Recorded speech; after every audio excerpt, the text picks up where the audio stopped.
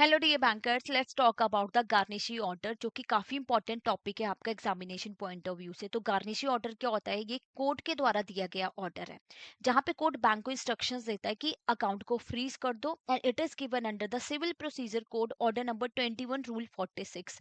तो garnishee order को ना एक सिनेरियो के साथ समझते हैं। यहाँ पे तीन पार्टी आप देख पा रहे होंगे। एक है आपका जजमेंट डेटर, एक है जजमेंट क्रेडिटर या गार्निशन पोलो, और एक है आपका गार्निशी या डेटर स्टेटर, and then court is also involve. देखिए, जजमेंट डेटर कौन है? जिसने पैसा लिया। जजमेंट क्रेडिटर जिसने पैसा दिया, यहाँ पे प्रिया है। प्रिया ने अंकित को 50,000 उधार दिया था और अंकित ने नहीं चुकाया, तो प्रिया के पास राइट है, वो कोर्ट को अप्रोच करती है। अब किस तरीके से प्रोसेस फॉलो होती है? तो जैसे ही कोर्ट इशू करता है ऑर्डर, तो गार्निशी ऑर्डर कोर्ट ने बैंक को दिया। बैंक क्या कर देगा? फ्रीज कर देगा फंड्स को, बट कौन से? क्रेडिट बैलेंस अटैच हो जाएगा। अगर कोई अमाउंट स्पेसिफाई नहीं है ऑर्डर में, तो जितना बैलेंस अंकित के अकाउंट में पड़ा होगा ना, वो सारा का सारा अटैच हो जाएगा। अगर कोई अमाउंट स्पेसिफाई है, अगर ये बोला गया कि सिर्फ 20,000 अटैच करो, तो 20,000 अटैच होगा, भले ही अंकित के अकाउंट में 50,000 या 1 लाख पड़ा हो। और उसके बाद अगर अंकित कोई चेक लगवाता है, तो वो रिटर्न हो जाएंगे। तो ये ऑर्डर ना टू टाइप का होता है बेसिकली।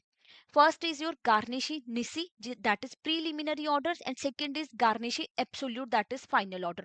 Preliminary order में कोर्ट बैंक से एक्सप्लेनेशन मांगता है, अंकित के अकाउंट की कंडीशंस पूछता है, और ये भी पूछता है कि क्यों ना प्रिय के पैसे लौटाए जाए। एक्सप्लेनेशन जो है वो मांग रहा है, और इस सिनेरियो में बैंक फिर क्या करता है? निसी ऑर्डर के बारे में अंकित को इन्फॉर्म कर देगा, राइट।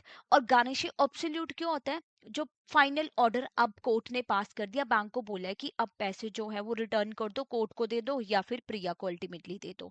अब एक और इम्पोर्टेंट पॉइंट है, जो अकाउंट में बैलेंस पड़ा है, जैसे गार्निशी ऑर्डर आया सपोज कीजिए मंडे को 10 o'clock, तो अकाउंट में उस टाइम पे पड़ा था 50,000 और अमाउंट स्पेसिफाई नहीं था कितना, तो सारा का सारा पैसा अटैच हो गया। अब 2 बजे दोपहर के जो है अकाउंट में ऐड हो जाता है आपका 10,000। तो ये 10,000 अटैच नहीं होता, जो बैलेंस उस टाइम पे ऑर्डर के टाइम पे पड़ा होगा ना, वही अटैच होगा।